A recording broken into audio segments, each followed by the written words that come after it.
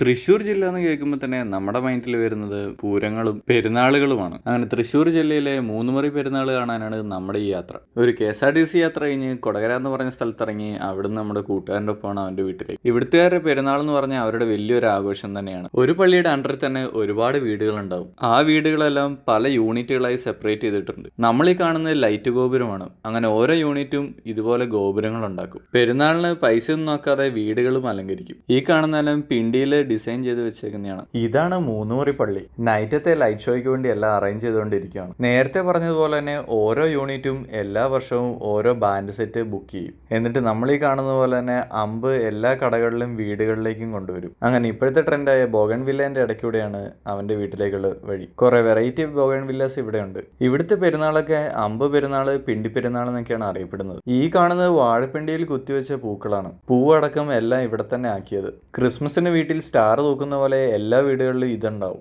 നമ്മളെത്തിയ വീടിന്റെ തൊട്ടുപുറകിൽ കാണുന്ന പാടമാണിത്. നട്ടുച്ച സമയമായതുകൊണ്ട് കുറച്ചൊന്ന് കരിഞ്ഞെങ്കിലും നല്ല വ്യൂ കിട്ടി. വൈകുന്നേരം ആയപ്പോഴത്തേക്ക് നമ്മളീ പറഞ്ഞ പോലെ അമ്പ് കൊണ്ട് ആൾക്കാരെത്തി. നമ്മുടെ വീട് ഇരിക്കുന്ന യൂണിറ്റിലെ എല്ലാ ആൾക്കാരും ഒരു ബാൻഡ് സെറ്റും. ഈ ബാൻഡ് സെറ്റൊക്കെ ഒരു വർഷം മുമ്പ് ഇവർ ബുക്ക് ചെയ്യുന്നതാണ്. ഈ കാണുന്ന അമ്പ് കുടുംബനാഥനാണ് എടുത്ത് വീട്ടിൽ കൊണ്ടുവരേണ്ടത്. ഒരു ഫുൾ പാട്ട് ഇവിടെ നിന്ന് വായിച്ചിട്ടാണ് അവർ പോവുക.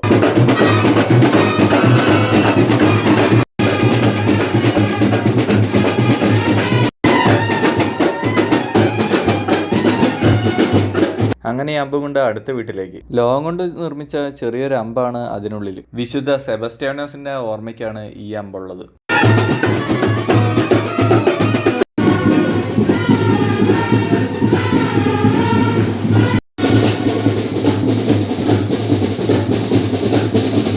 ഇവിടെയും പിണ്ടി അലങ്കരിച്ച് വെച്ചിരിക്കുന്നത് നമുക്ക് കാണാം. ഈ അമ്പ് കൊണ്ട് എല്ലാ വീട്ടിലും പോയി കഴിഞ്ഞാൽ പിന്നെ നൈറ്റാണ് പ്രോഗ്രാം വരുന്നത്. രാത്രിയിൽ ഈ യൂണിറ്റുകളിലുള്ള എല്ലാവരും ഒരുമിച്ച് ഒരു പ്രദക്ഷിണം പോലെ പള്ളിയിലേക്ക് പോകും. അങ്ങനെ ആ കാഴ്ച കാണാൻ വേണ്ടിയിട്ട് ഞങ്ങൾ ഇറങ്ങി. രാത്രി ഇനിയുള്ള വിഷ്വൽസ് മൊത്തം ഇതുപോലെ എല്ലാ വീടുകളും കടകളും അലങ്കരിച്ചതാണ്. വൈകിട്ട് 7 മണി കഴിഞ്ഞാൽ ഈ വഴിയെല്ലാം ബ്ലോക്ക് ആയിരിക്കും. പകല് നമ്മൾ കണ്ട ഗോപുരങ്ങൾ കാണാൻ വേണ്ടിയിട്ടാണ് ഇപ്പം ഞങ്ങൾ ഇറങ്ങിയത്. അധികം രാത്രി ആകുന്നതിന് മുമ്പ് ഗോപുരങ്ങൾ പോയി കാണണം, ഇല്ലെങ്കിൽ വണ്ടിക്ക് പോയി കാണൽ നടക്കില്ല. ഏകദേശം 10 മേലെ ഗോപുരങ്ങൾ നമ്മൾ ഈ പോകുന്ന വഴികളിലുണ്ട്. അതിൻ്റെ എല്ലാം രാത്രി കാഴ്ചകളാണ് നമുക്കിനി കാണേണ്ടത്. ഗോപുരങ്ങൾ മാത്രമല്ല കാഴ്ച, ഓരോ കടകളും ഓരോ വീടുകളും അലങ്കരിച്ചിരിക്കുന്നു.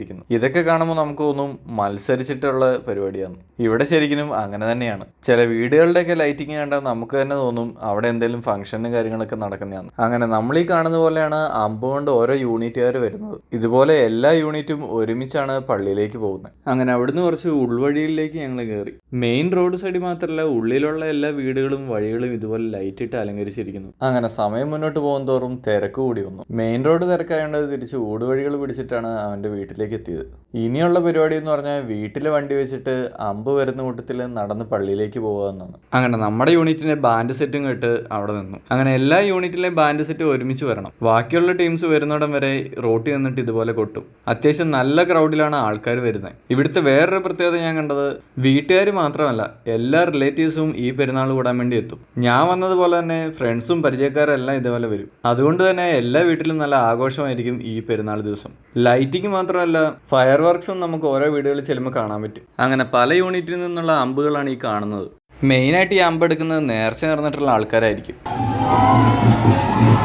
എല്ലാ യൂണിറ്റിലെ അമ്പുകൾ ഇതുപോലെ ഒരുമിച്ച് പള്ളിയിലേക്ക് പോകും. അതിൻ്റെ ബേക്കിൽ ആഘോഷമായിട്ട് ആൾക്കാരും. പെരുന്നാൾ ദിവസം അൺലിമിറ്റഡ് ആഘോഷമാണ്. അതിൽ പ്രായപരിധി ഒന്നുമില്ല. അത്യാവശ്യം നല്ല ക്രൗഡായിട്ടാണ് ആൾക്കാരും. ഈ അടുത്തൊന്നും ഞാൻ ഇതുപോലെ ഒരു പെരുന്നാൾ കൂടിയിട്ടുമില്ല. കണ്ണൂരുകാരനായി എനിക്ക് ഈ കാഴ്ച പുതുമയാണ്. ഈ ആൾക്കാരുടെ ഇടയിൽ കൂടെ ഓരോ യൂണിറ്റിൻ്റെ ബാൻഡ് സെറ്റുകളും ഉണ്ട്. അതിനനുസരിച്ചിട്ടാണ് എല്ലാവരും ആഘോഷിക്കുന്നത്. ഇങ്ങനെ നമ്മൾ മെയിൻ റോഡിൽ കൂടെ കുറച്ച് ദൂരം നടന്നിട്ടാണ് പള്ളിയിലേക്ക് എത്തുന്നത്. ഞങ്ങളും ആ കൂട്ടത്തിൽ കൂടി ആവശ്യത്തിലധികം എൻജോയ് ചെയ്തു.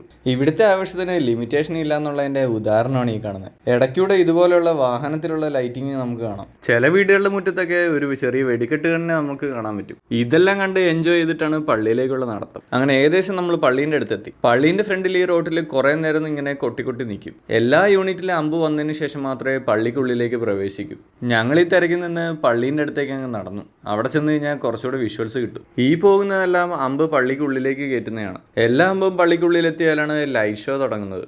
അങ്ങനെ പള്ളിമുറ്റവും പരിസരവും മൊത്തം അത്യാവശ്യം ക്രൗഡായി. അടിപൊളി കളറായിട്ട് നമ്മുടെ പള്ളിയും മിന്നി നിൽക്കുന്നു. ഒരു അരമണിക്കൂർ നമുക്ക് അവിടെ നിൽക്കേണ്ടി വന്നു ലൈറ്റ് ഷോ തുടങ്ങാൻ. എല്ലാമ്പും പള്ളിക്കുള്ളിൽ കയറാൻ കുറച്ച് ടൈം എടുത്തു. അങ്ങനെ നമ്മൾ കാത്തിരുന്ന ലൈറ്റ് ഷോയും സ്റ്റാർട്ടായി.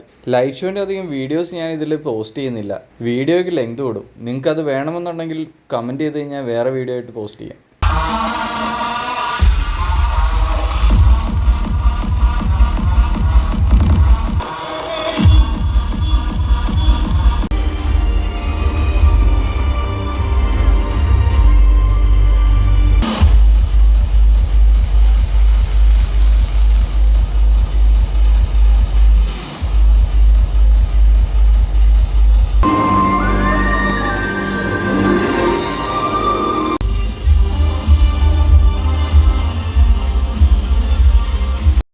അങ്ങനെ തൽക്കാലം നമ്മുടെ വീഡിയോ ഇവിടെ വെച്ച് സ്റ്റോപ്പ് ആവുകയാണ്.